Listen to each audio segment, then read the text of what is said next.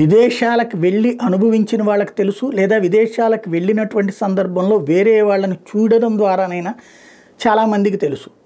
అక్రమ చొరబాటు లేదా మన కాగితాలు సరిగ్గా లేకపోతే ఎయిర్పోర్ట్లోనే సంఖ్యలు వేసేస్తారు, లేదా వలస వచ్చినట్టు అంటే వలసలో శరణార్థులు అనేది దేశం గుర్తిస్తే ఓకే సరిహద్దుల దగ్గర, లేదు అంటే ఏం చేస్తారు, కాల్చేవతల పడేయచ్చు లేదా అరెస్ట్ చేసి జైళ్ళల్లో పెడతారు.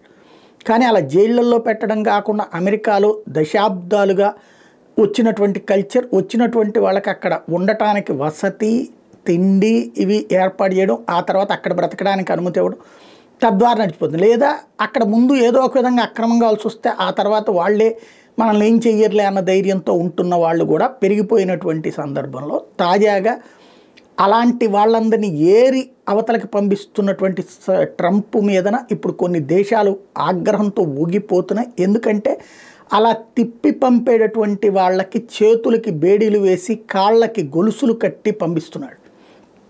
దాన్ని ట్రంప్ సంఖ్యలు ట్రంప్ బంధాలు అన్నటువంటిది ప్రచారం చేస్తున్నారు. అయినా అతనేం పట్టించుకోవట్లేదు. అవమానకరంగా అంటే వాస్తవంగా ఒక దేశంలోకి చొరబడటం అంటే నేరం, అది నో డౌట్. ఇప్పుడు బంగ్లాదేశ్ వాళ్ళు మనం ఏమంటున్నాం, చొరబాటుదారులు అంటున్నాం తప్పించి మంచోళ్ళు అంటామా? అట్లాగే ఇంకో దేశంలోకి చొరబడ్డప్పుడు వాడిని నేరస్తుడుగానే చూస్తారు, ఆ దేశ వ్యతిరేకిగానే చూస్తారు, ఆ దేశ శత్రువుగానే చూస్తారు. అదే ఇప్పుడు ట్రంప్ చేస్తున్నాడు.